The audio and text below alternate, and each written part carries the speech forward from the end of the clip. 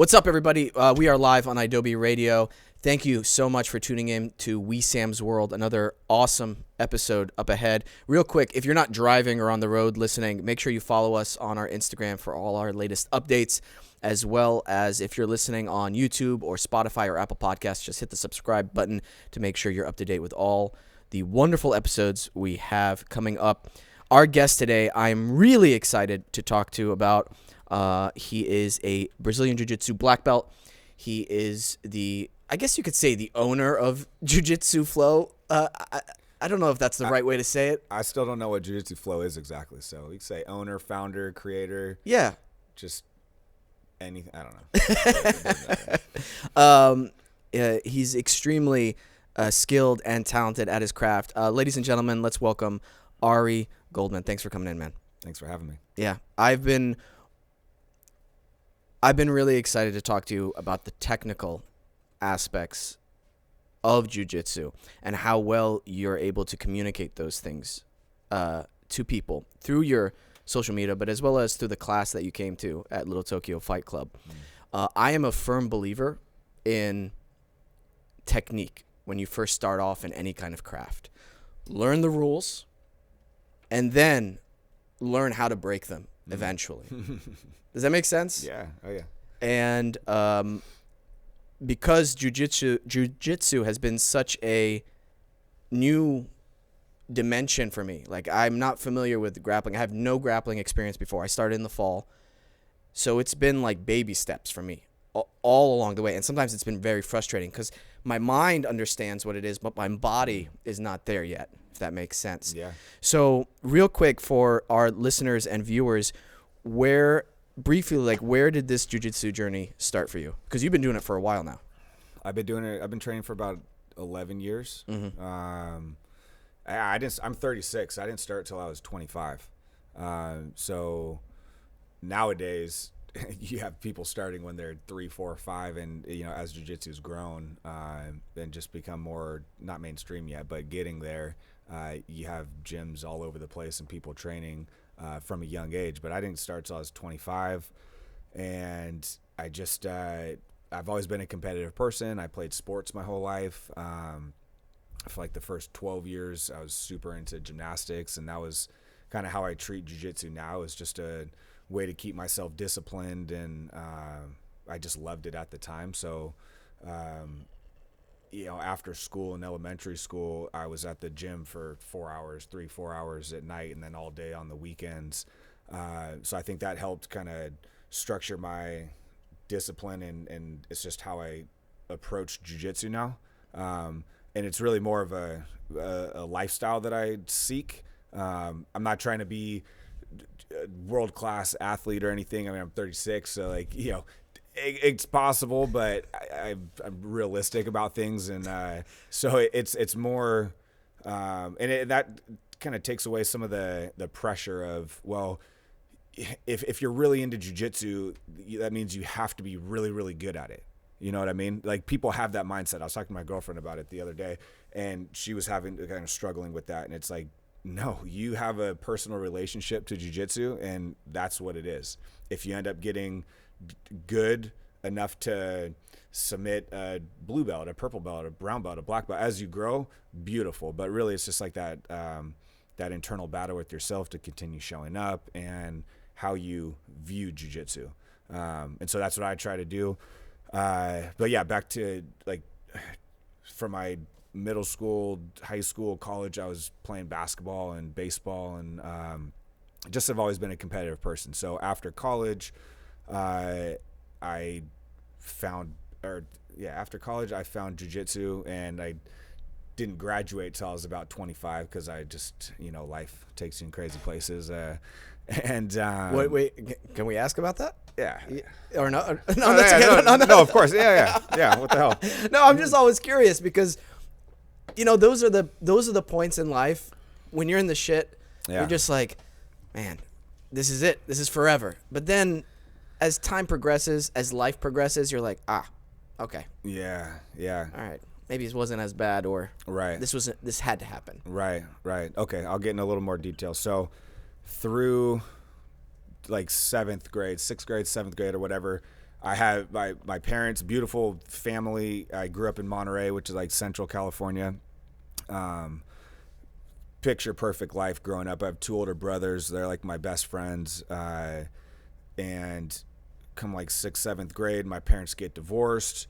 I quit gymnastics because social life was just drawing me in, and I had a great group of friends, but we all started smoking weed and just nothing like crazy. And thankfully back then in my group of friends, it was only smoking weed. Nowadays, there's all kinds of drugs out there that people are doing at a young age and whatever. So for me, it was just smoking weed, but that was the case through high school. And I was always able to maintain and do okay, like play sports, but never, I didn't excel, or I didn't fulfill my full potential, like what I feel deep down.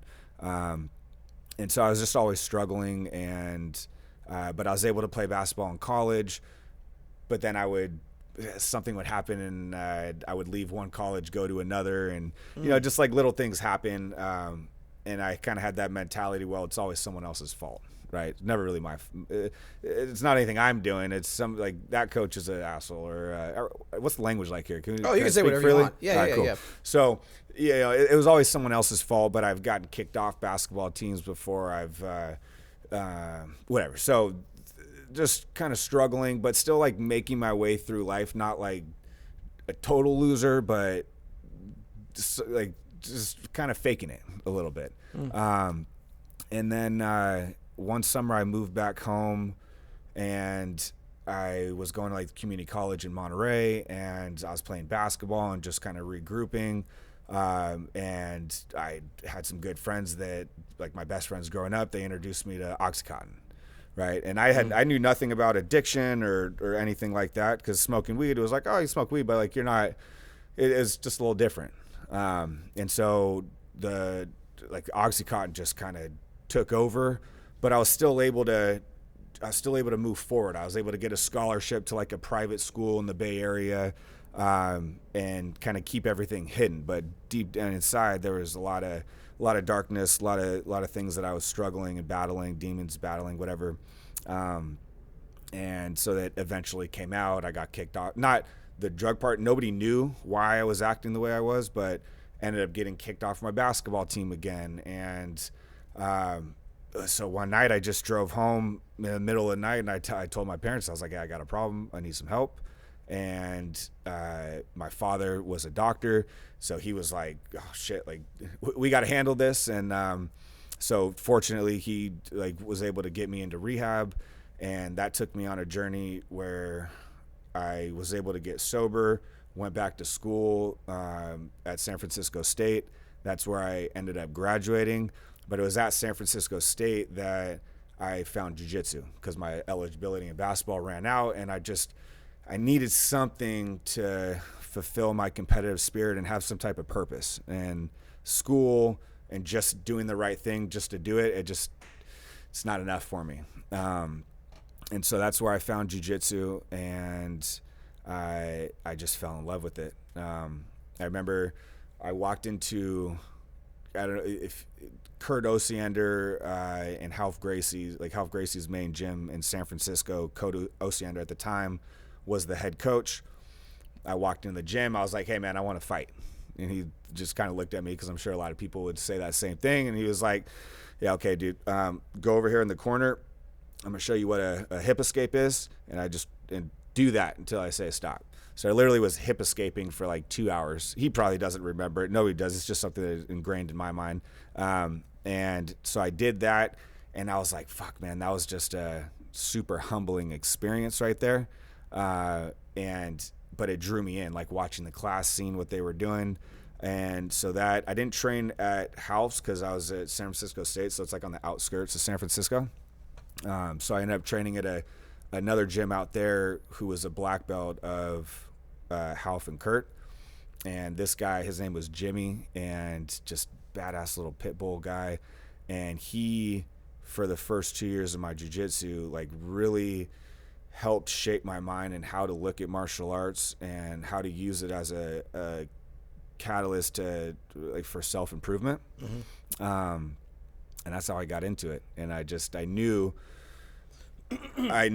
that was going to be like something that I wanted to have in my life forever.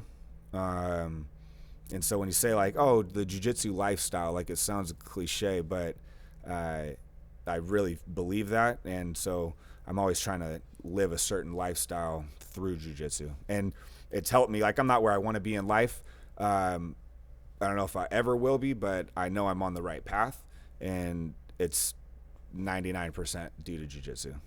Wow. So first of all, thank you so much for sharing that stuff, because this is a public forum, you know, but I think that's really important for people to hear that, because social media has this very negative tendency of showing the best side of people and a very unrealistic side about what's going on. Because if somebody goes to your Jiu-Jitsu Flow page, they're gonna be like, oh my God, this guy's just been a beast his entire life. He's had it like, oh man, no, you know, nothing's gone wrong for him. Right. And it's important to hear these stories of people who are fighting their own demons and realizing, oh, we're actually all on the same level. We're all fighting the same addictions, the same demons, the same negative aspects of this life, the same relationship issues that we have, the same family problem dynamics. And when you realize that, it makes you feel a lot less alone, and it helps you overcome these obstacles by learning what other people did to overcome it. Yeah. Yeah. And the jiu-jitsu, because it's such a humbling experience all the time, I think it's something, one reason why I like it and so many others do is it's real, right? There's so many areas of life you can fake and put on this front. When you walk into a jiu-jitsu class or wherever it is, it's like, I don't care what belt you have on, like, we're going to test this and I'm going to be able to feel your energy and really learn about who you are, like, deep down without you having to say anything. And I think that's helped me start to feel more comfortable just in all aspects of life, being more honest, being more vulnerable. You know, with my Instagram page, I don't share much about my personal life. I don't even talk very much. And it's something that I want to get better about. But that whole journey was figuring out like what I can do on a consistent basis, what I'm comfortable with doing on a consistent basis. And so just what I've done has worked.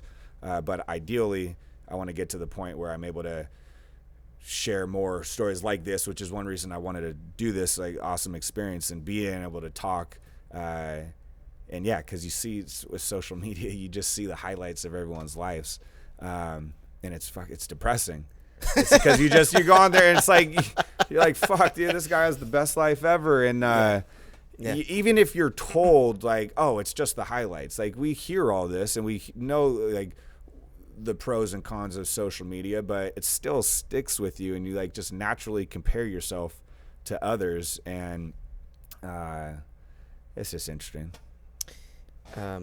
It is. There's a couple things I want to unpack from everything you said. It was a lot. It was like in a good way, a lot, because there's cut me off whenever. No. It's just it's so fruitful because you mentioned also the jiu-jitsu lifestyle, and I've been listening to podcasts and being really involved in a wide range of shows for a while, and the topic of Brazilian Jiu-Jitsu has come up multiple times from a lot of famous podcasts, from Rogan to a bunch of other ones. I can't really remember off the top of my head.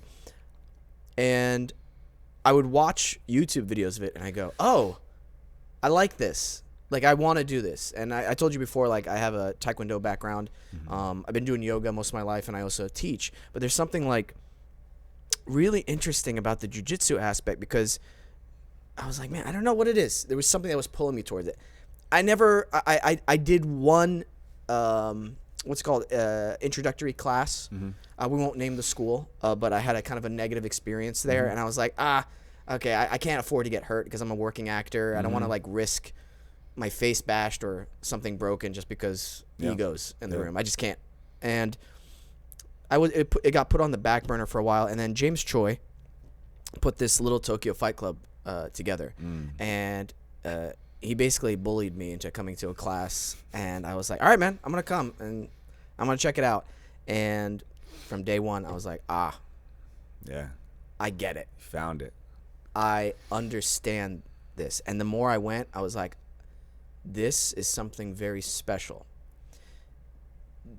There is no negative aspects about the jiu-jitsu lifestyle. When I say that, yeah, you can get injured and all that stuff, but in terms of what it does for you in the long run, is so beneficial that it outweighs a lot of the risk of it. Yeah, you're going to get injured, you're going to be really sore, you're going to be frustrated, but the things you learn along the way, and if you have a good community around you, man, that's one of the best ways to utilize your time.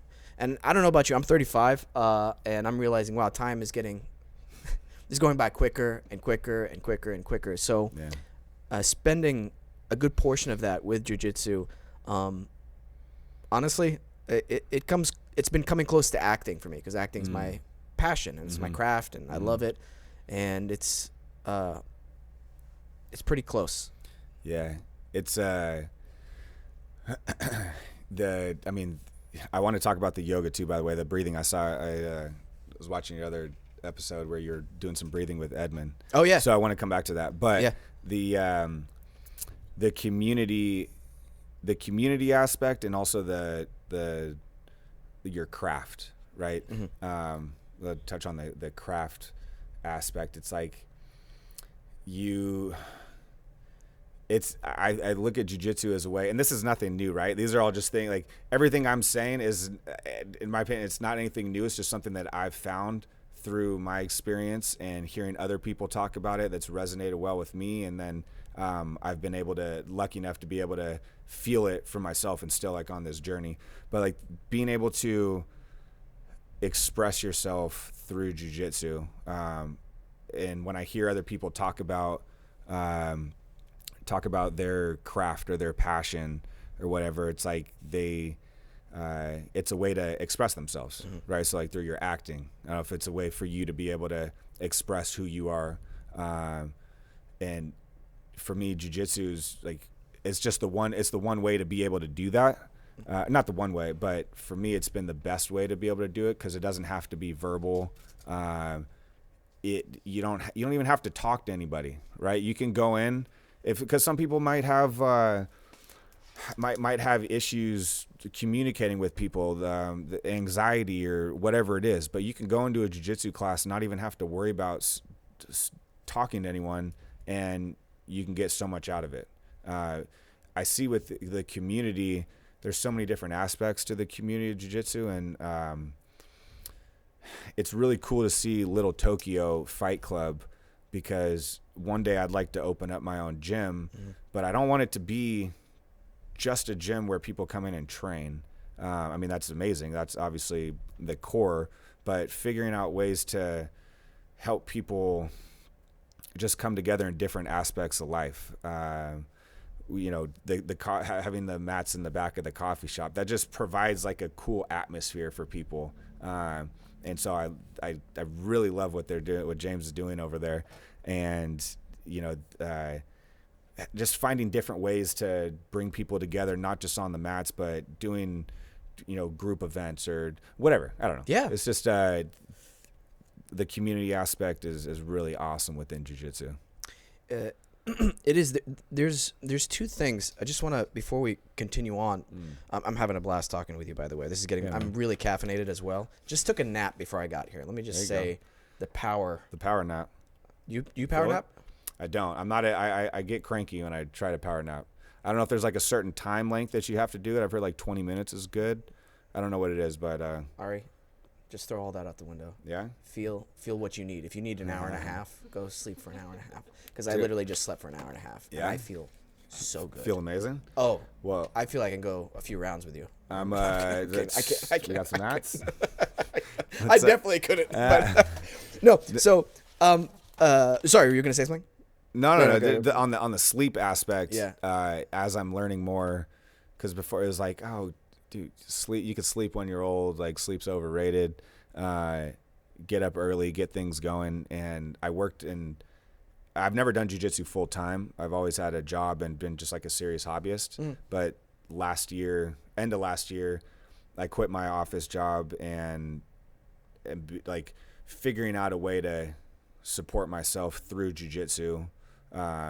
full full time now. And one of the benefits, it like sounds kind of lazy, but being able to sleep, like not get up at 5 a.m., not get up at 6 a.m., like actually be able to sleep till like 7 or 8 and feel okay with that.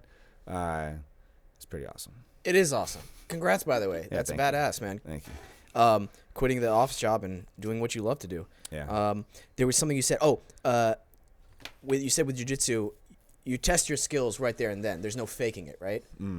With one of the negative aspects about acting is like you can bullshit your way through to a certain extent, and even if you're good, that doesn't mean you get the job. And so having that aspect in my life where no, I can test it out there and then, and I will receive results right away, whether they be positive or negative, is such a amazing feeling for when most of your life you're not getting that. Yeah. I think that's so important too, because you're like, okay, it's so black and white in certain aspects that it's an anchor. Yeah.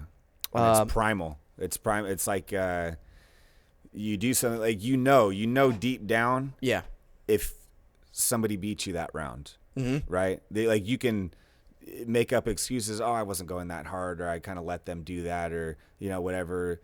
But like deep down, Yes. You know what I mean? And so that's why it's so humbling, because you could have the best guy out there. At some point, he's going to get humbled. He or she will get humbled, right? And it just like, it's just real. Yeah. It's real. And that's why I think it translates so well to all aspects of life, because of just how real it is. It's also... Sometimes it sucks, okay? And I'll give you an example. Hell yeah. With Edmund, whenever he has his long, strong legs wrapped around my rib cage, and he has me pinned down, face down on top of me, and I'm like, first of all, how did I get here, right? Yeah. And I feel my rib cage just, I can't breathe. Yeah. It sucks, but whenever you survive it, afterwards, you're better. You're stronger. You don't... Man, I'm trying to articulate this for people who haven't tried this before. Right. When you've gone through shit, you're stronger on the other side. That's basically what I'm saying. And Right. and you're getting like 1% better every time after class. I think that's so important in this day and age, because, again, there's a lot of youth... I think they're called Zoomers now. Is this the new term? Generation? I forget. That sounds right, though. Yeah. Yeah, they're Gen Z, but they're being called Zoomers. Zoomies? Yeah. Zoomers? There is not enough of this. I got to be careful before I get canceled.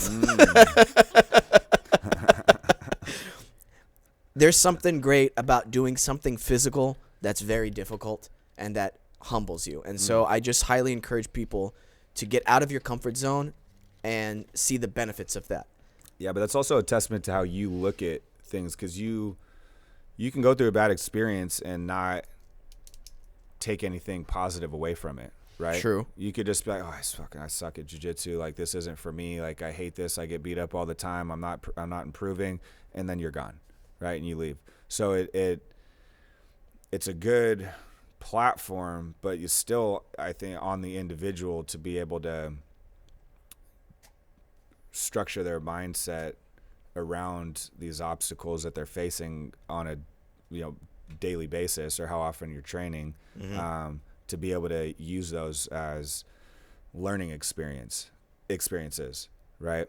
So it's like another cliche thing, but it's like you win or you learn, right? There's no losing.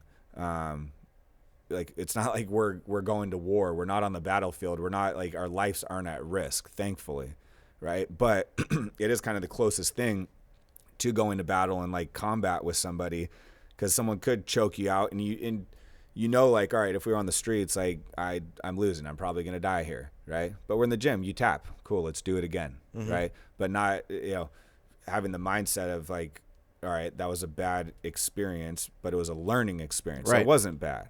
I think that's what helps people stick around. Yeah. I don't think lives are at risk in terms of life and death, but I think your livelihood and the way you experience life is at risk without these struggles, without these obstacles, without having like a better perspective on it. I like that. Yeah.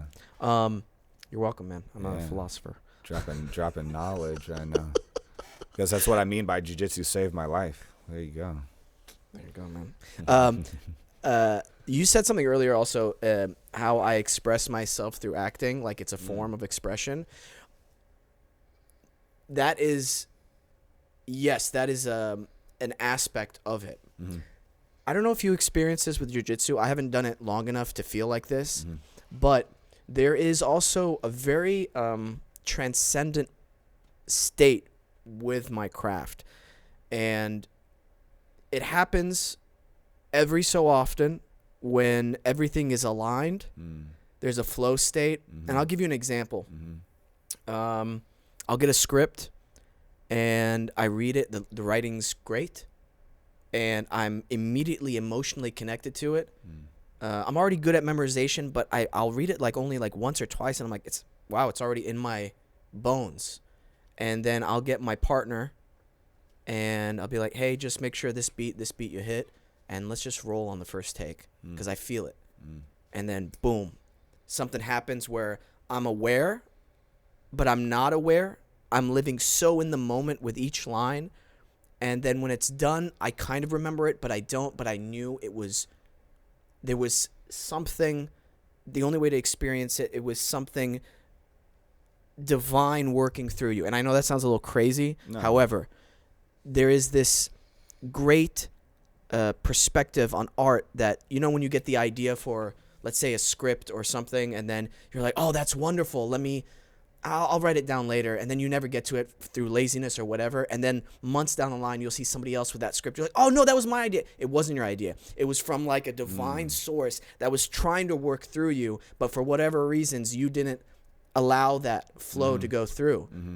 Do you ever feel like there are times in practice where you lose yourself in a good way, or you feel like, whoa, I'm in this amazing flow state? Does that make sense? Yeah, 100%. I want to ask you so through your acting process, you'll feel that once you get a script and you've read it and you resonate with it right away, or does it happen once you're on? It'll happen before or while you're going through it? Either or, because sometimes it'll happen in rehearsal. One day you're just, whoa, I'm feeling it today. Yeah. Something's different. Yeah. I'm open. Something. Yeah. It's either or. That's interesting. Yeah. With jiu-jitsu, I think for me, it's when I'm rolling with somebody and it feels effortless. Not necessarily that I'm always in a dominant position, or my technique is on fire. It's a combination of that, but it's just I'm able to continuously move, without having to think about what I'm doing. And I don't feel I'm very efficient with my energy, and it's just able to, I feel like I could have done that for an hour, 2 hours. And it's music helps. I love music. So having music on helps me get into that state. But it really just, it's everything is just in sync. And it's, yeah, that's it really. It's just, because you have to get to a certain, I'm trying to think if you getting in there, how you could get into a flow state in jiu-jitsu, right? Do you have to learn X amount of techniques? Do you have to get certain amount of experience before you can experience that flow state? I'm not sure. Because when I think about it, it's I have a lot of knowledge and experience on the mat, so I know what the flow state is for me, but I'm trying to think how somebody could experience a flow state for them just starting out, for example. You know what I mean? I think it might be different for everybody. I experienced the first time, I call it the golden moment, was in college for me. I was doing a scene from Hamlet, and I remember I felt shining, I was shining. That's the only thing I could explain. I was shining, And then my acting teacher at the time was such a hard ass. I mean, brutally honest with you, And then when I was done, I looked at her and she was like, that's it. Did you feel that? And I'm like, yeah, I don't know. And How then do I I'm replicate that? Yeah, I'm like, oh shit, I'm trying to grab it now, you know, and I wasn't that great of an actor in college. So how do I had experience, but not a tremendous amount of experience. Yeah. So I don't know. I will say this. When I know I'm fighting for like my family, like if I'm going into a screen test or a big audition, and I know because I've always wanted to take care of my family, like my mom and my dad and stuff. So I know I'm going in there. I'll start imagining like, I sound like a crazy person now. I'm too caffeinated. Yeah. It's fine, Ari. I'm comfortable around you. It's okay. We're sharing this. I'll imagine I'm fighting in like these epic battles, like, and I'm fighting for my family, and I'm listening to, like metal, Tool, and I'm getting in this zone of like, I'm not going to be intimidated by anyone else in there, by any producers. I'm going to go in there and fucking knock this out of the park. And I feel like I'm going in there with this mindset that's like unbreakable, And that's also something that's helped me to get into that flow state. So the story that you're telling yourself. Yeah. To help prepare for whatever situation. Yeah, or what I'm doing this for, like acting. I'm not doing it for only myself. Right. When you're doing something for somebody else. Right. So maybe that could help other people. Maybe. Yeah. It's that the personal journey. Yeah. Right. Figuring out. That's why I don't think there's one way of doing it, and that's okay. Right. It's not. Oh, this is how you do this specific takedown. This is how you do a sweep from closed guard. Like, this is the only way to do it. This is the only way you should train jiu-jitsu. This is the only way you should learn how to act. It's like, no, there's multiple ways, and just figuring out for you what allows you to get to that flow state. Yeah. But figuring out what that flow state is and how to replicate it. It's probably It's a fun game. Everyone's question, and it is a game. There's something about having fun too, not always taking it so seriously. I know that then you have people who are taking it too much fun, and then you're like, being all silly all the time, which is not helpful either. Yeah. Anyway, I wanted to talk about. I'm impressed with your breathing stuff. You've showed some breathing exercises on your page. Where did you learn that stuff? Yeah. So I got my after San Francisco, I moved to LA. Yeah. Like the west side of Santa Monica area. And I started training with Crone Gracie, son of Hickson, and that's where I learned it. We would just we would breathe after, not every class, but we would breathe a lot after classes, and it's not like we would do it as a group thing. Just Crone would always do it, and obviously I picked up on it. I liked it, so I'd sit there and do it myself, and hearing him talk about it and hearing Hickson talk about it, the benefits. It's probably one of the most important tools that I've learned through jiu-jitsu, just because it's something that you can apply like physically anywhere, right? If I'm nervous coming to this podcast, I can do a little breathing while we're here or before, like kind of to prep myself.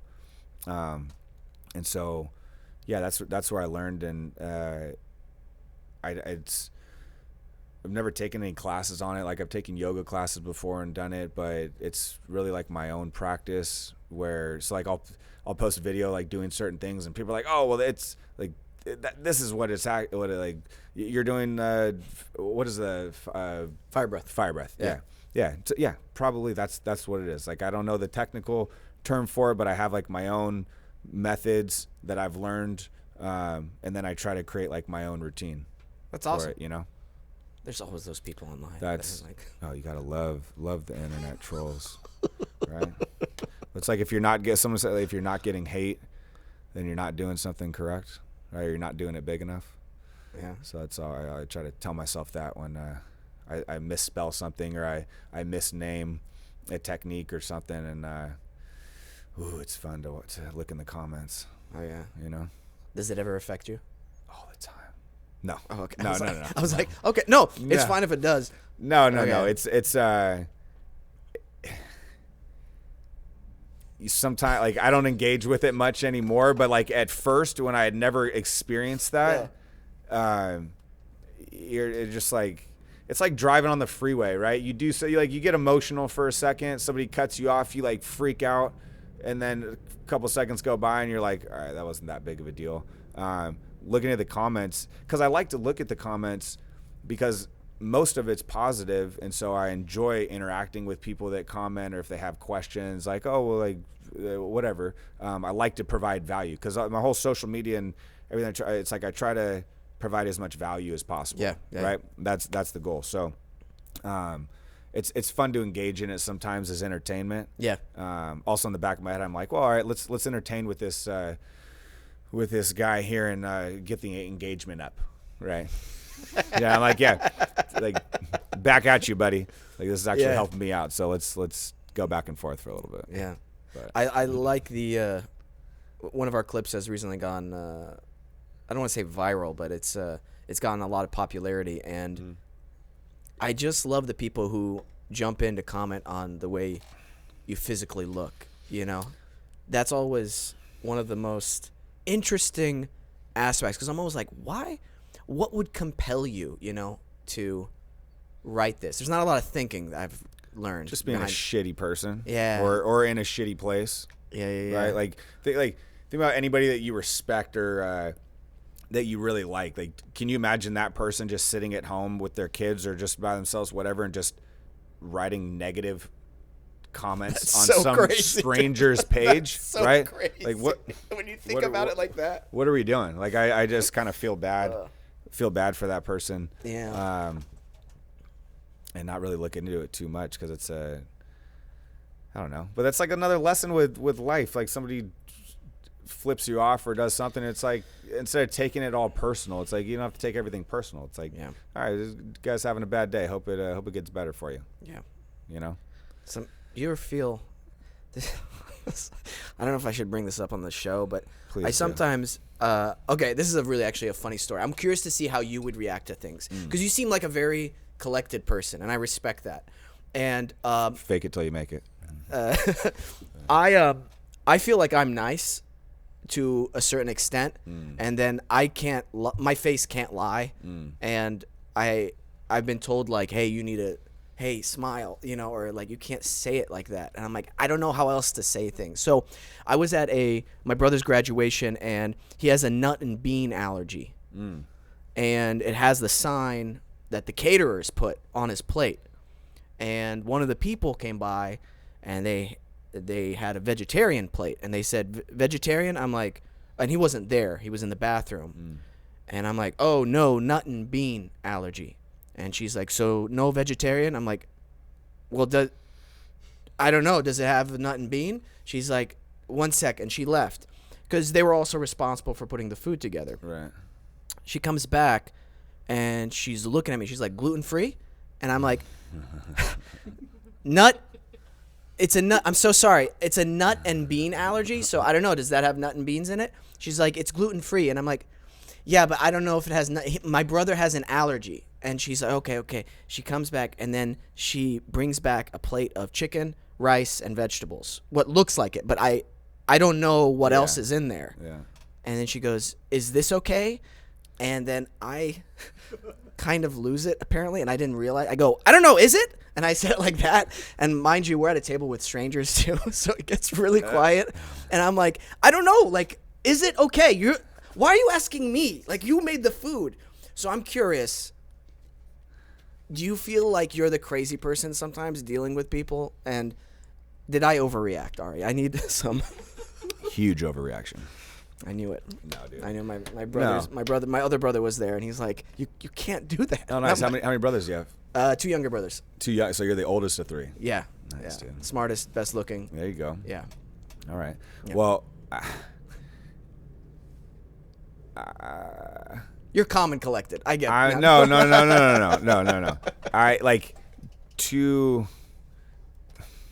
don't know, man. No, I'm not. I'm not.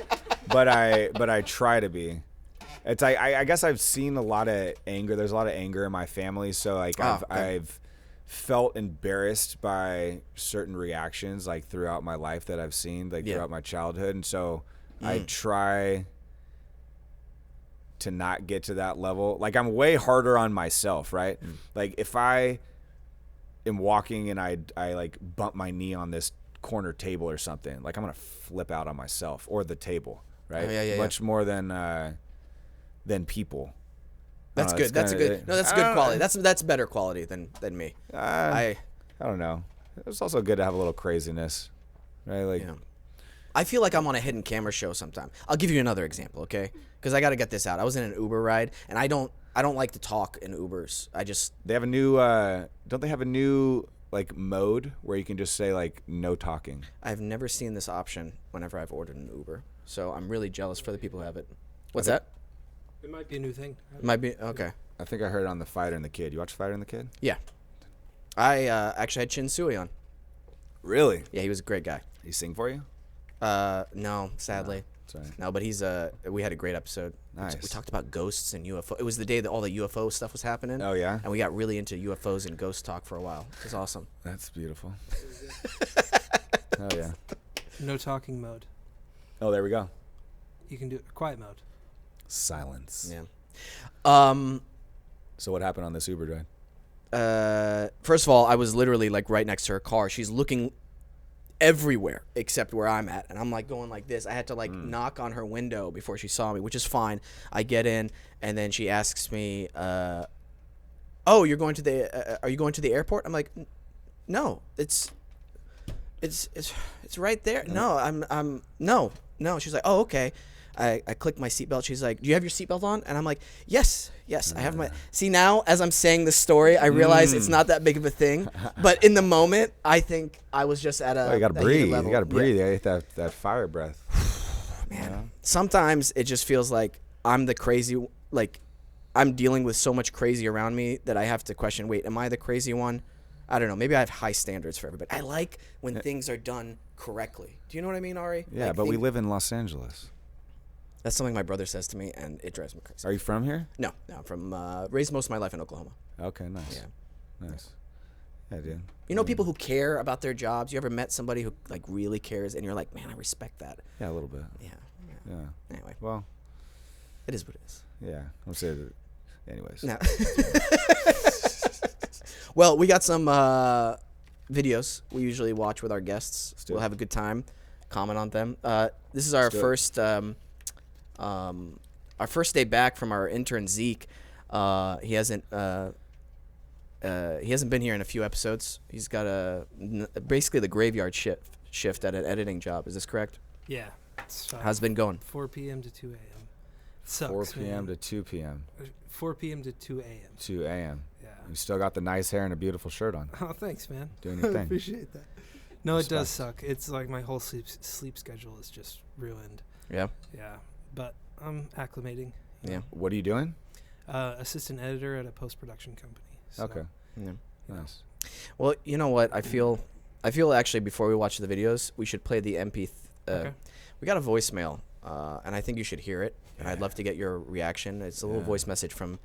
Actually, before you play it, I'm sorry, Zeke. I have to do this.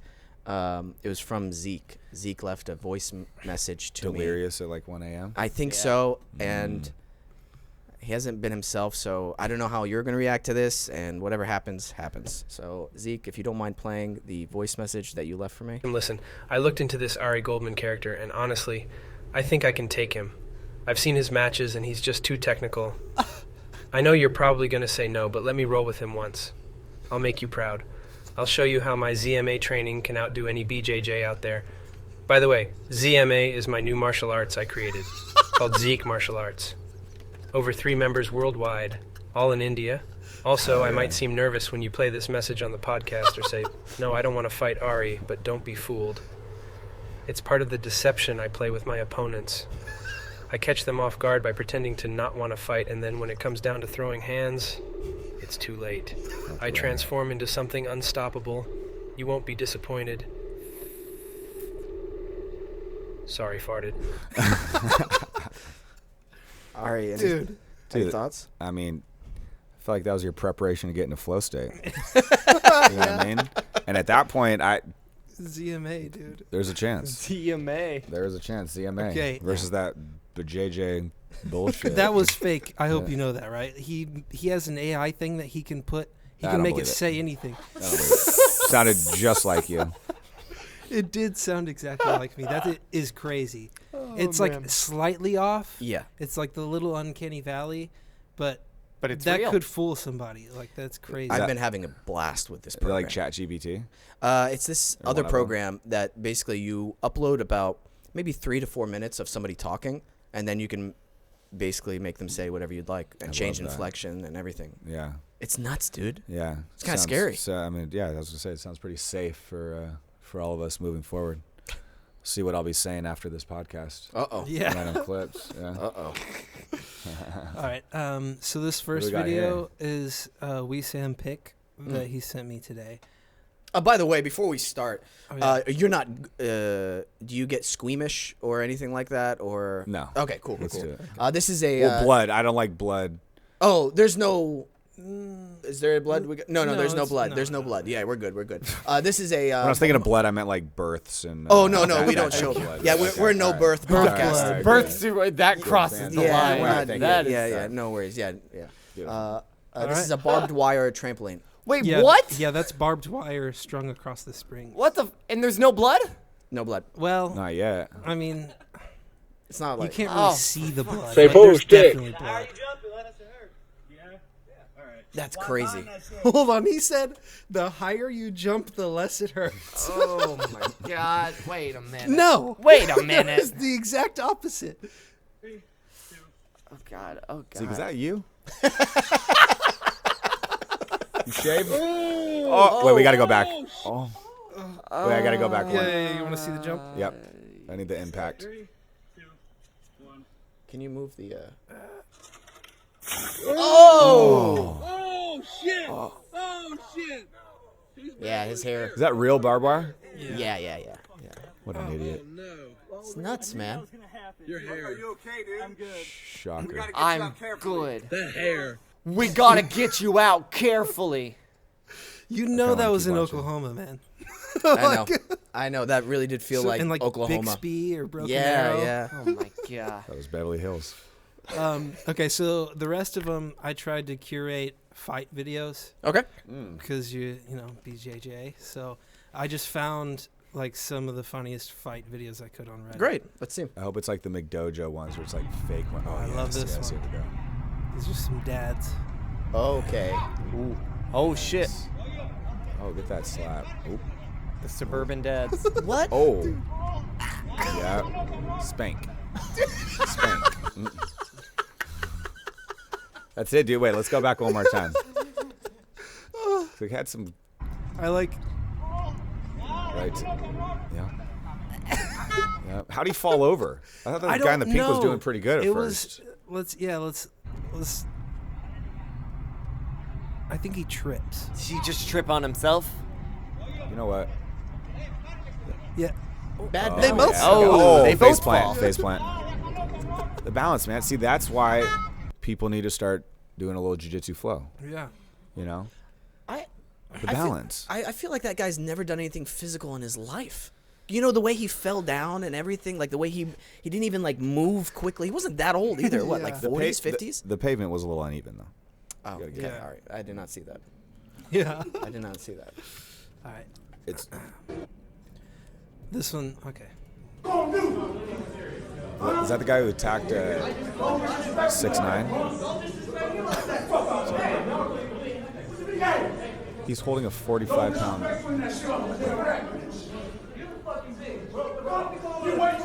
That's a big dude. Yeah, that was Fat Joe at first. Okay. Oh, that is fast. Well, yeah, he had his hand down holding a plate. Whoa. Oh. Ooh, mount. Yeah. See, dude, trap and roll. Get a little. Look at. Okay. What a beautiful thing about jiu-jitsu, just so you see, like, let's keep it light, but I want to, Yeah. if you go back one step, like, Here. yeah, there's like, he was like trying to throw punches up at him, From, but look at that from mount. the ground. And it's not even just martial arts, like knowing the ground. Look at, he's going to try and, I thought he tried to throw some punches. But like that mount position right there, Yeah. this guy on the bottom has no way of hitting him, Yeah. right? But the guy on top can just throw haymakers at the guy on the bottom. He's just being nice. So, question for those who are uninitiated or are Yeah. questioning what does the guy on bottom should do? Yeah. What would you recommend? So, I don't know, it gets kind of technical, but there's ways to, if you go back to that clip, you want to be able to control their posture and not allow them to start throwing punches, right? So if you can, like, he's up high right here. If he could use his knees to, like, bump on his butt to Yeah, get you the see guy his- on top to post his hands on the floor to, like, break his posture down, and then he can start wrapping, like, getting, like, head and arm control. It'll save the guy on bottom from just getting hit, like massive. Because if you're on top, you're gonna be able to use a lot of momentum to throw a punch. But if you're like having to lay over him, Yeah. you can't really generate much force. And then from there, you can start kind of trapping an ankle and looking to roll him over. But that's a big boy. Another way is like trying to off balance him side to side, forward and back. I got a question. Have you ever rolled with somebody that big? Yeah. Really? Yeah, but it's I don't know if I'm trying to I'm trying to think if I rolled with someone that big, like that's like a brown belt, black belt. But even guys that are like purple, I got a guy in my gym who's a purple belt, and he was a former wrestler, and he's like, I don't know, probably like 6'1", like 290. Oh my God. So it's just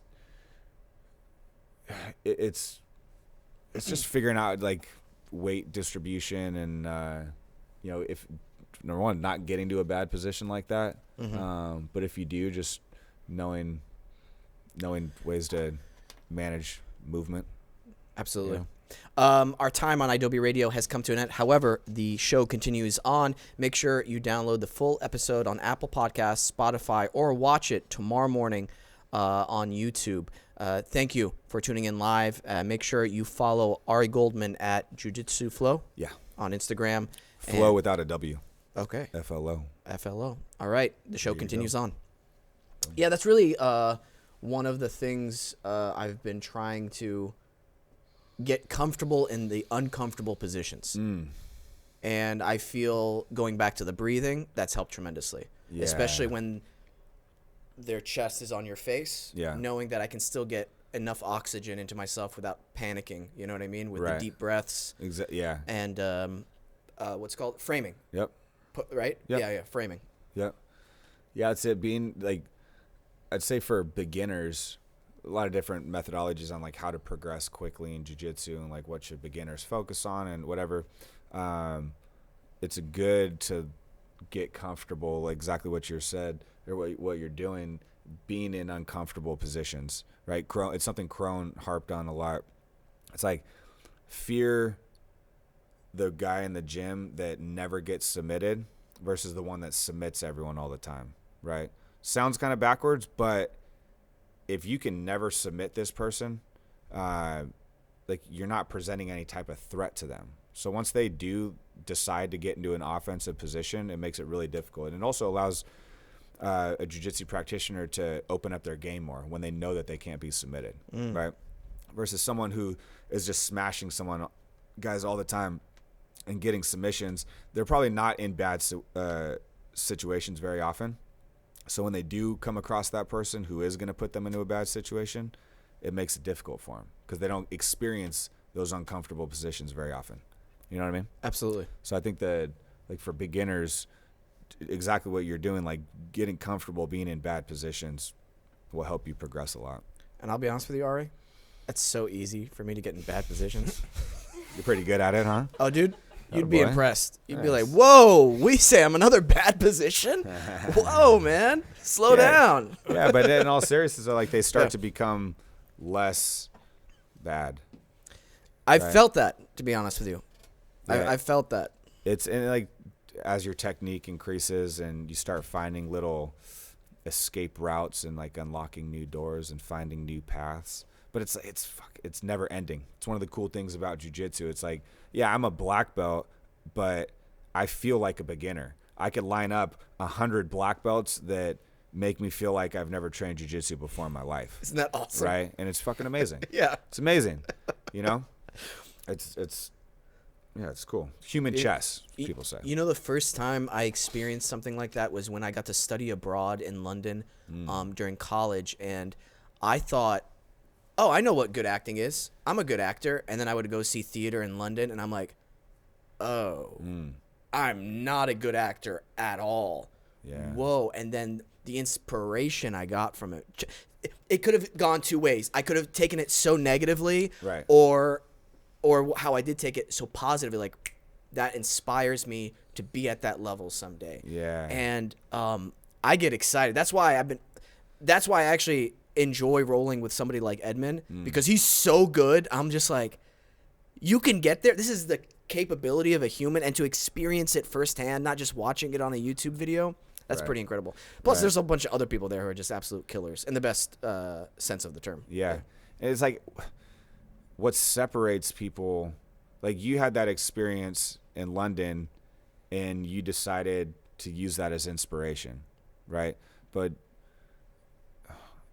how do you build that muscle to be able to take an experience like that and use it as motivation to keep moving forward versus using it like as a excuse to not do it anymore, right? Like how could people, because I feel like those are the people that succeed, right? They see something that inspires them, right? A comic, they see a funny stand-up show or whatever, or I see as someone in jiu-jitsu that like really inspires me, and it helps me realize and helps you realize like what the potential is, where you can go with it.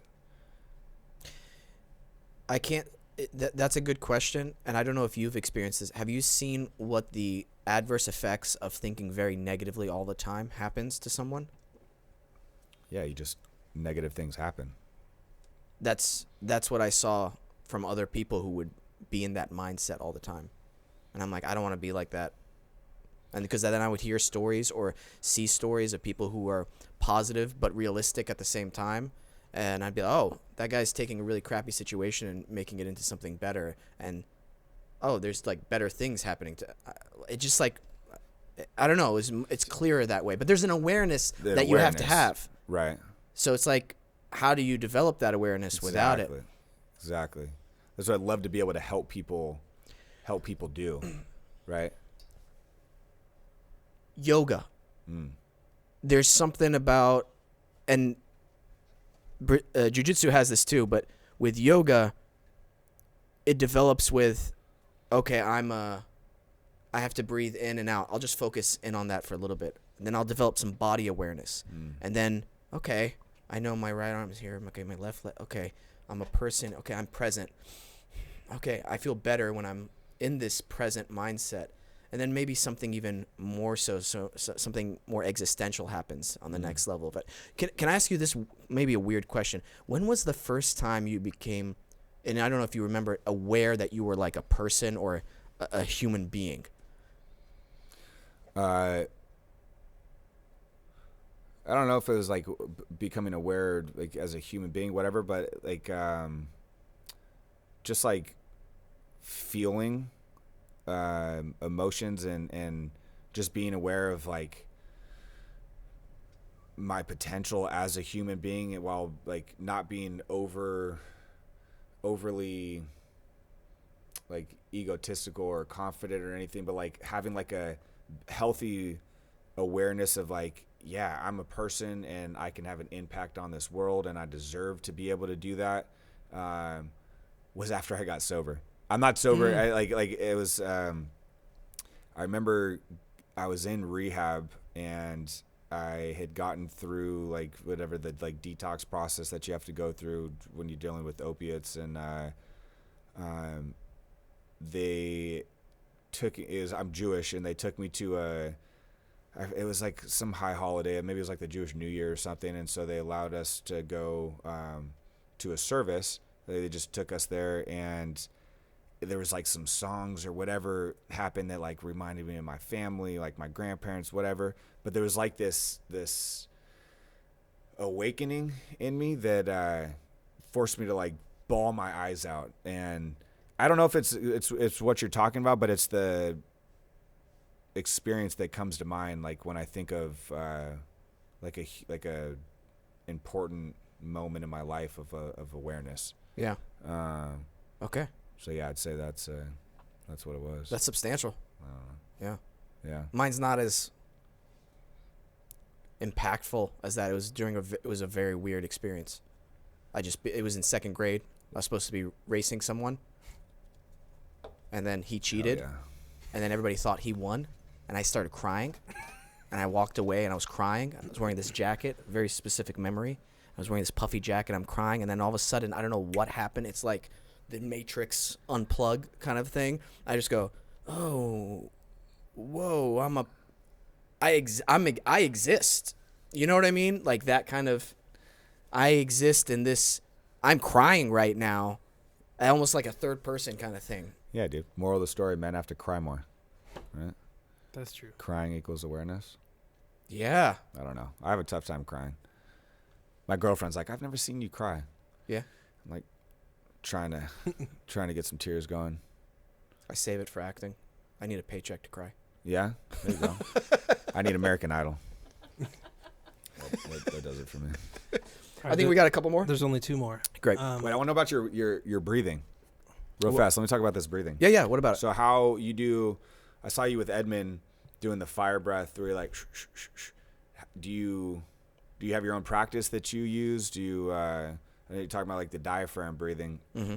What do you do? So there are a few things that I do. Some of it in class, some of it personal, some of it both. Fire breath is great for like an energy shot. Like you want a little espresso, a little bit of energy. Yeah. You do fire breath. You really use your diaphragm muscle, and you have to build that up, as people know. That's not like a normal way to breathe. And that just floods your body with oxygen. A lot of times I recommend people lay down on their backs when they first do it because they're going to get lightheaded. Or if they, oh man, this is hard. Yeah, slow down, but keep that in, out, in, out, in, out. So when Lips you're going sealed. in, out, and so you're breathing out of your mouth or nose? Nose, yeah. Okay. And then when you're going in and out, are you thinking about what you're doing when you exhale versus inhale? Say that again? So like your belly, you're breathing from your diaphragm, right? Right. So from the belly, when you exhale, are you like what's your belly doing? Is it going in? Is it going out? Is that something that you think about? Yeah, it's just finding the energy source coming from here. So yeah, it's focusing on the diaphragm going in, out, in, out. Right. So when you exhale, is it going in, or when you Yeah. inhale, is it going in? When I exhale, it's going in. Yeah. Yeah. That's so I try to pay attention to that exhaling, like when you're exerting energy while you're going into stretches. I try to implement that into jiu-jitsu and jiu-jitsu flow and all that, and it helps with efficiency. But do you ever like roll the diaphragm, like play with the massaging aspects? I've seen those videos, and I am not skilled at it, and I think I need a lot more practice. Just gotta practice, dude. There are a I couple. think you could do it. I think so too. I think I just need a little bit more practice. The box breathing, when I recommend for people who are anxious, in 4 or 5 counts, hold 5 counts, exhale for 5 counts, and retain the breath, no air in the lungs for 5 counts. Do like 5 rounds. That really resets you mentally and physically, and it helps tremendously. And try to increase those amounts as you get better at it. I like Ujjayi breath for yoga classes. Which one's that? It's very similar to fire breath, but lips are sealed. So it's like in and out through the nose, but it's not that quick breath, and you're vocalizing it a little bit on the back of your throat into your sinuses as you're doing it. So it's maintaining a very controlled, sustained breath, even through the more physical postures, and whenever you're feeling like you're out of breath, try to maintain that Ujjayi breath without having to go, so it's a lot to do with control and still using the diaphragm as well. So it's deeper breathing, or are you changing up? Because you say you work like with the sinuses. How does that change? Oh, you're vocalizing it into the back of your throat, into your sinuses. So there's a slight vocal. So these headphones are making it weird.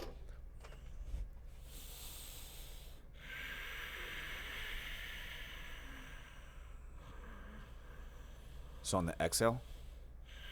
Yeah, you get it more on the exhale. So instead of just out of the nose, you're trying to get more in the... It's like controlling it too. So you're not like pushing all the air out at once. It's a very controlled amount inhalation and a very controlled exhalation out of the nose. And I like doing that in the yoga, especially the hot yoga room, because you're so distracted by the heat, by how tired you are. But if you focus back on the breath, you'll notice, oh, wow, I can actually get through the class without ever once having to opening up my mouth or anything. And if I get tired, I'll just go into like child's pose or shorten the stance or whatnot. But there's something remarkable when you just get used to that, just breathing in and out through the nose. There's something that kind of helps me regain my breath pretty quickly, and it's just a quick... a little stuffy right now. But Allergies? I think it's at the tail end of a cold. Okay. Yeah. COVID, we all get tested? Of course. Turning yes. Every day. What's something you focus on whenever you're rolling with the breathing stuff? Do you do like just through the nose or with your diaphragm, or is it like you breathe through your mouth as well? Is there... I practice both. So I practice, like if I'm by myself, I try to breathe every day, and I'll breathe. I'll go straight from my nose, like strictly from the nose. I'll do it from the mouth as well. Do a combination of the two. If I'm doing like deep breathing, like filling up the belly, maybe go through my nose. Exhale through the mouth, just different variations. And then for like trying to calm myself down, the deep breathing, trying to pick myself up, the quick breaths. And so then on the mats, it's like I never try to this here, like the lungs, right? This one said like their lungs are like bottles, right? So up at the top, we don't have much air capacity. As you get to the diaphragm, you have much more air capacity. So I try to like keep that in mind 24/7, like how I breathe. It's natural for me now to breathe from the belly. But when have exerted a ton of energy, it's really hard to do that.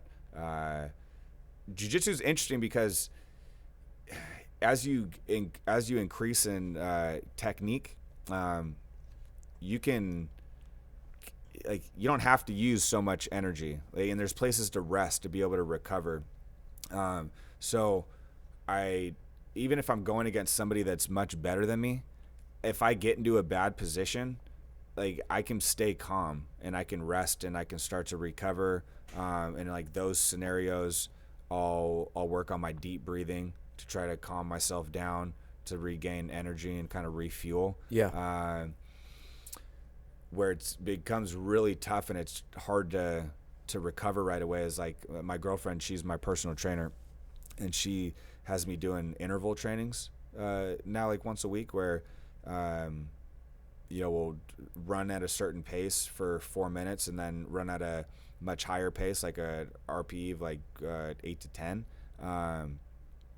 for 2 minutes. And I'm not used to doing that. And so after those 2 minutes, like round 3 or 4, I'm toast. And so it's at those moments where it's really hard to stay breathing from the diaphragm. It's weird how we naturally want to breathe in a way that's not actually best for us. Like when you have fear, right? Hickson in the movie talks about that, like you're afraid. It's like, oh, you're there. Like, I don't know why we do that naturally. It's fear. And I used to do that as well, especially when I first started jiu-jitsu. I would go one round and I'm like, I'm done. I can't. What's going on? And then I'm like, wait a minute. I'm not gonna die. Like, I'm not just gonna stop breathing. Why don't I just practice breathing properly? Right. It's weird though that we don't, like, our body is so smart and does a lot of things that we're meant to be doing. But I feel like that's something that we have to train our body to do. It's not a natural. I don't know the science behind it, but like I don't know why we naturally do that. Yeah. Why is that the kind of the go-to? Yeah. Kind of interesting. I think you could do the like rolling, like being able to draw your belly button in. I kind of want to see it. So what would Not you to put recommend? you on How the do you? spot. What's that? Not to put you on the spot. No. A little bit. How do you do? Like what would be a good first step for it? So how I warm it up, it's like exhaling, drawing the belly button in, not even thinking about the inhale. Okay. Right? You don't think about the inhale. So it's like you're gonna come back to neutral every time. So just focus on the exhale.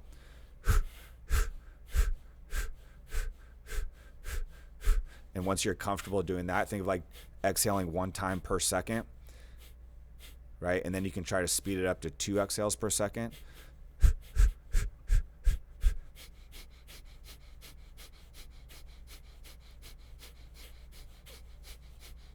And you continue doing that and being able to control, like maybe then you try to go as fast as you can. So instead of 2, it's like,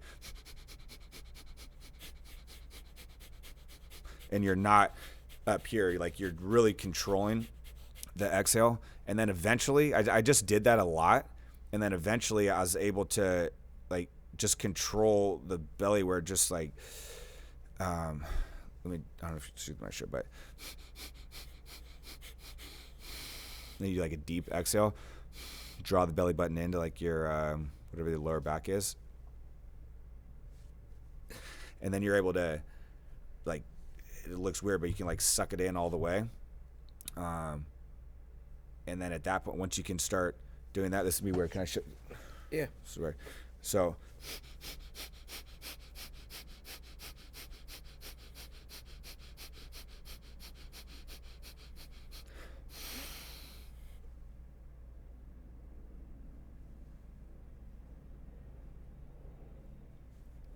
and you're like sucking it in. Yeah. But like and then once you're able to do that, then you can start rolling it more. But it just like naturally comes. So it's like, so go.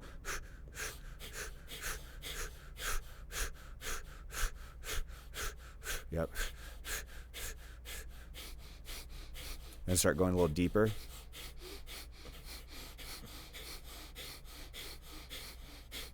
Zeke, I'm not seeing you do this. Zeke, what are you doing? Pull that shirt up. I'm Zeke, glad let's that go. we're not still on Adobe, because if somebody was just listening to the radio, they would just hear. That's why we save it for the YouTube, baby. Yeah. Yeah, but you're like, so you're doing quick short breaths, right? Yeah. Just to gain control, and then you start going deeper. Okay. Right, and then it just like it just kind of progresses to be able to draw it in all the way, and then all of a sudden you're like moving around a little bit, and then all of a sudden one time it's like boom, and it rolls. You're like, oh shit, and then you just start doing that, and it's cool. I mean, it's breathing exercises, like, but that's kind of my way of it's like just part of my practice. Yeah. You're never gonna be like rolling in, doing this during a roll, right? Obviously, but having that control your diaphragm allows you when you're in bad positions, when you're super nervous going into a meeting, an audition, whatever it is, to really be able to just focus on that breathing, and where it's not just boring, and like using it for different ways, getting calming yourself down, getting yourself hyped up, whatever. Anyhow. No, this is great. I think this is the first time I've done it with a guest on air. I love this shit, dude. This is, again, the benefits of it is just leaps and bounds. What it's done for me mentally, physically, spiritually. So, What kind of yoga do you teach?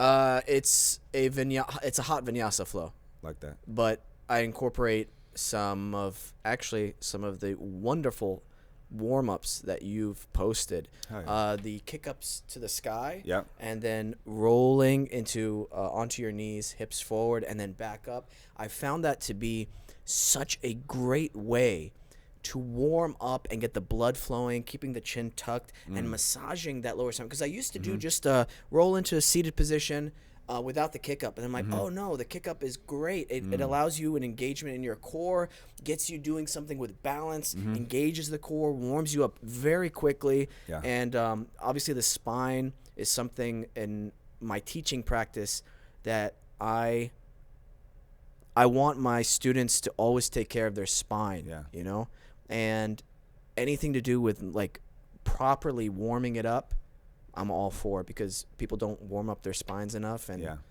people have a lot of spinal issues. Yeah. For the sake of the laptop being on life support, we need to finish these videos very soon, or we're not going to be able to. Oh, okay, yeah. Just for the laptop, right? Yeah. Yeah, okay, yeah. Let's it's at like 5%. Okay, yeah. Let's finish the videos. Thank you for the heads up. Yep. Close counters. We're on a subway. This reminds me of living in New York and Thailand.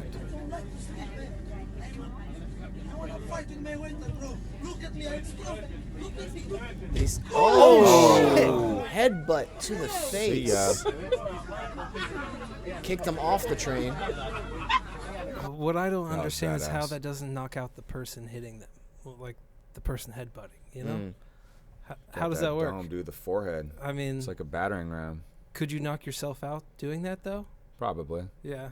Probably. You go like forehead to forehead. Yeah. But where did look? He's going downward. He probably got like forehead to nose. Yeah. It looks. See the technique. He said he was going to fight Mayweather. So. Ooh. Oh, Yeah. wow. Yeah. Okay. That is downwards. All Probably right. broke his nose. All right. Let's see the Last one. Yeah. Oh. Okay. Great.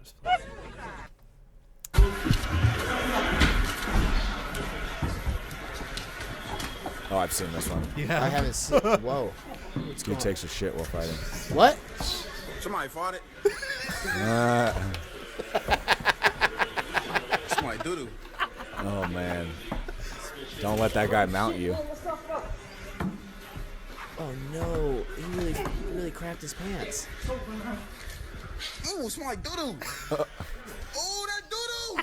Doo-doo. That doo-doo. Oh my god. What the fuck? I love the The fuck is commentary. that? Smell like doo doo. I love the internet. Oh man. The internet always wins. Well, I gotta say this, for somebody who was crapping their pants, they did okay for, you know. Which one? What do we know? Yeah. Which one it was? I don't know. I can't tell. Wait, were they? Yeah, it oh, had they to weren't have been both wearing shorts. Oh, Oh, I thought they. Oh yeah, yeah. The guy on the bottom. Shorts is losing though. okay. Yeah. Good thing it wasn't the guy on top. Yeah. Just get that mount right there. Oh man. yeah. After. Have you ever been in a real fight? Yeah, as a kid. Okay. As a kid, not many. Like I've had some altercations, but not since I started training jiu-jitsu.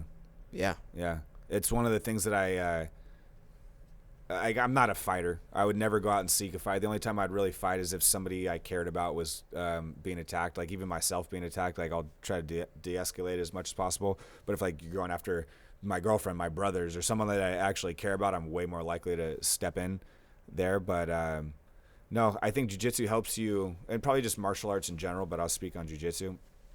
It helps you with awareness, and you don't have that ego anymore because you've been training all the time. So you're like, I'm not trying to do anything. Like, you're the tough guy. Cool. Like, enjoy that. But it also helps you with, like, reading people's body language and their energy, right? So, like, it's just helps me if I feel something's starting to happen, just like, all right, let's go. Come on, let's just walk over here. Yeah. And watch it from a distance. Situational awareness. Yeah, exactly. So yeah, luckily nothing serious. I would unashamedly just run away screaming, "I'm an actor. I can't afford this." No, you should though. It's better. But not especially nowadays with cameras and internet, everything. It's like, what's the best case scenario? You knock some dude out, you break your hand, somebody catches it, he hits his head or she hits their head falling to the ground. Like, You know how much that scares me? Yeah. You kill someone in a fucking stupid street fight? Yeah, because they cut you off. That actually happened in when I was living in the Valley on Ventura Boulevard one time. I'm driving. I just had a shitty day, whatever it was, just in a terrible mood. And this guy in a big truck cuts me off, and I just, naturally like, what the fuck? And he like weighs me down. He's like, let's go into the parking lot. Let's go into the Ralph's parking lot. And normally I'd keep driving. And I was like, yeah, let's do it. I like just finished training. I was in like some jiu-jitsu shorts, like no shirt. I was like, yeah, let's do it. I'm down. And get out of the car. We pull into this parking lot at Ralph's and get out of the car. And I start walking over, and he gets out of the car, and I'm like, what's up, dude? And we both just kind of like make eye contact. And because we were not in our cars and had that separation, and we were actually like face to face, it kind of both clicked in us. We were like, what the fuck are we doing right now, dude? What are we like? We're grown men. Like what's happening right now? And we just both were like, yeah, dude, this isn't like, he's like, bro, he's like, I have kids. Like, I'm having, like, I don't know what we're doing right now. I was like, yeah, perfect. Either do I do. Let's hug this shit out and go on about our day. And then we did. I love that. Like, I Dude, love that. yeah. Dude, that's one of my favorite Yeah. stories of all Yeah. time. Yeah. I felt so stupid getting into the car, but then also I was like, bro, that was a pretty real interaction right there. Like with a human, it's like we're all humans. It's all good. You know? What do these metal boxes do to our minds that Yeah. we think Yeah. we do? I'm guilty of it too. Oh, we all are. We all get a little crazy. You know Jocko Willink? Yeah. I mean, I don't know him, but I know of him for sure. Love his content. This is something that I need to apply more. I've stopped playing this game while I drive, but he recommended playing the no face game when you drive. So the no face game is something he would play with his kids with the paper towel roll.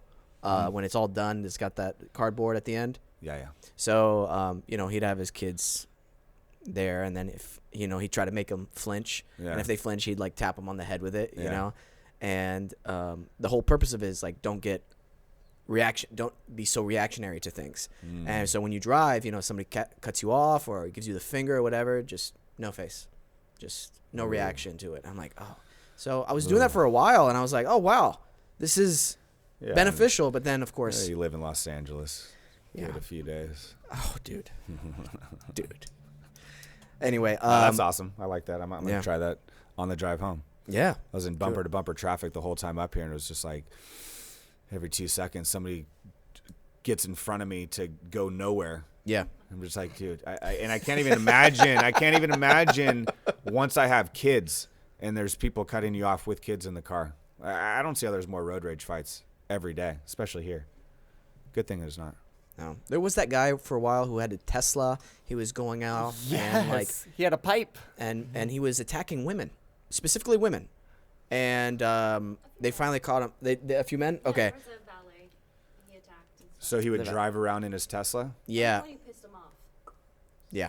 Just aggressively like beat their bumpers or Like their get out of the car and just go hit the... Yeah. And he would wear a mask sometimes. And finally, the police caught him. He's been doing this for a while. Has a whole rap sheet. And then It took a little too long, In I multiple think. states. I feel like the Tesla is not the best car to be doing that. Aren't there like cameras everywhere and everything's recorded? Bro, I've had He two sounds like a thinker. car incidents. One was a hit and run in a parked space, got their license plate, and eventually, and then the other one was a car accident, which was their fault, and I had cameras, and then the insurance was like, oh yeah, it's their fault. Really? Yeah, cameras, man. You gotta have cameras in LA. Yeah. I had a whatever I said. Actually I will. I had how much time do we have? We good? We're good. We're good. Yeah. So I was in Thailand and I was living there teaching English and training. Oh.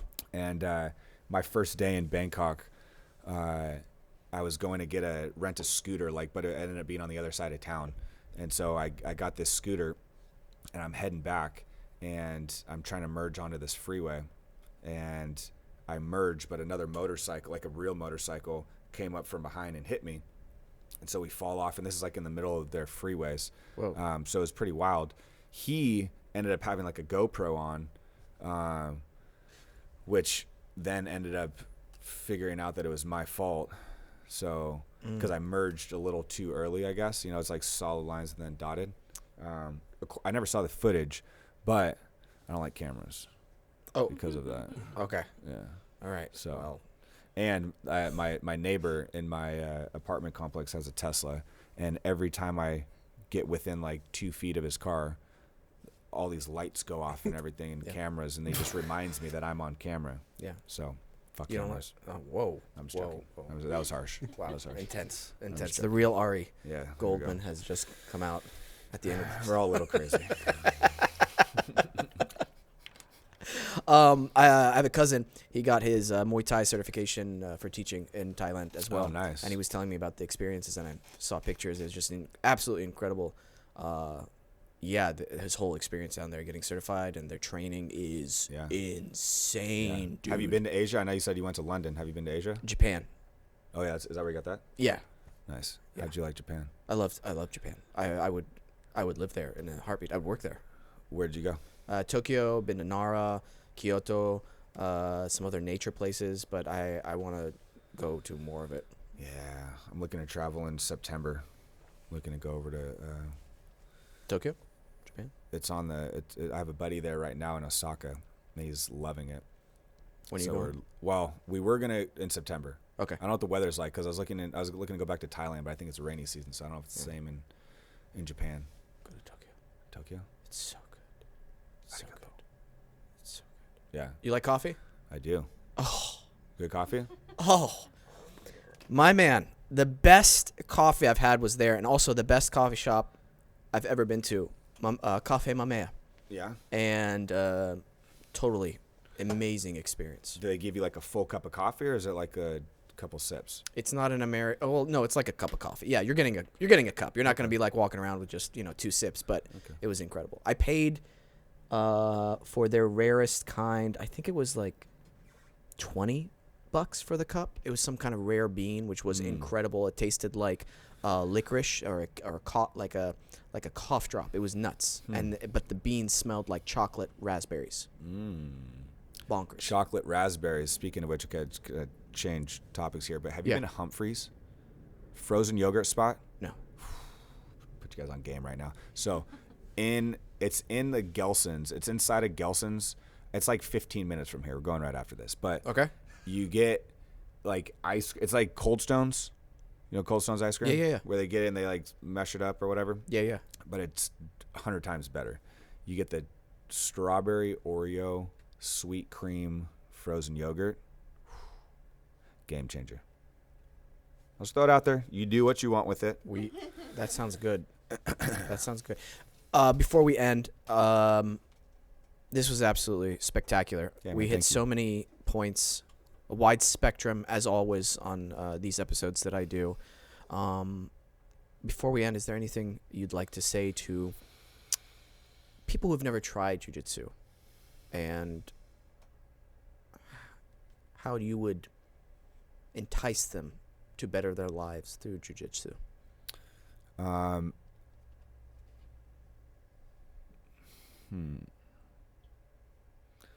It's just something that you have to give a shot. I mean, there's so many things in this world that'll help you be a better person, right? So maybe jiu-jitsu's for you, maybe it's not.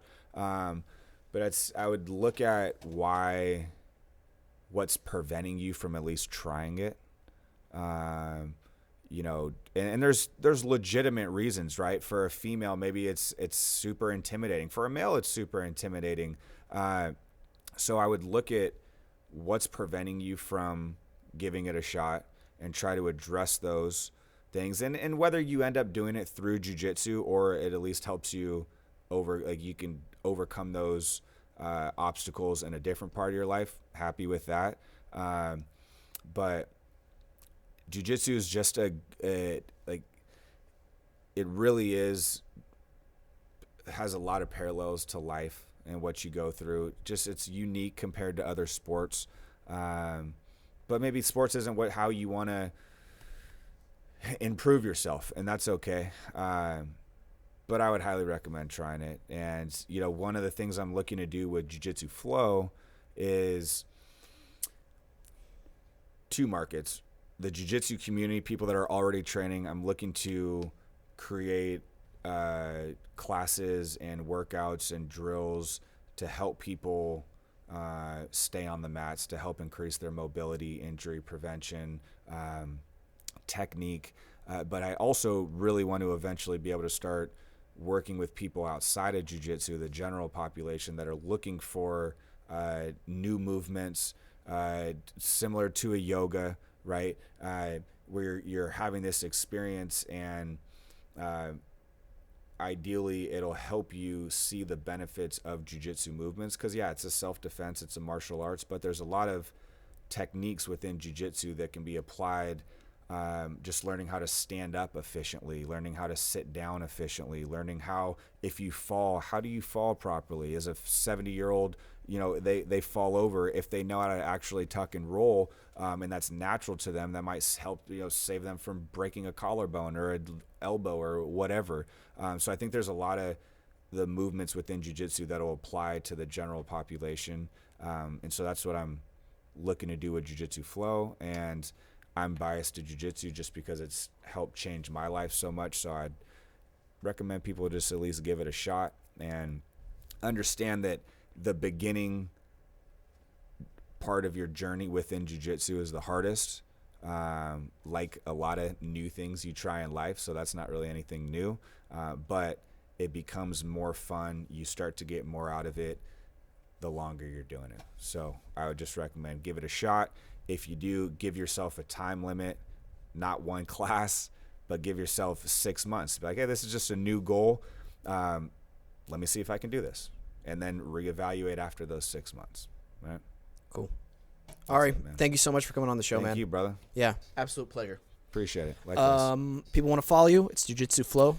Yeah, Jiu-Jitsu Flow. So Jiu-Jitsu and then Flow without the W. So just FLO. And Instagram, Facebook, TikTok, YouTube. Whatever. Is there a school in Orange County or in the South LA area that you teach at or that you're primarily at? Yep, so I train at Triunfo Jiu-Jitsu and MMA. It's in Costa Mesa. My coach and head instructor is Felipe Fogelin.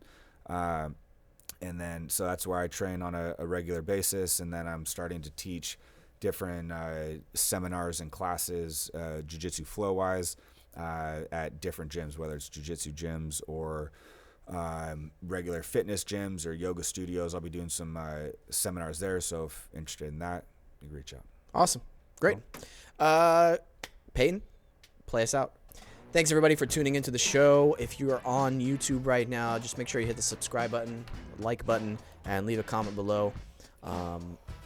If you think Zeke could have survived for a minute with Ari, which I highly doubt.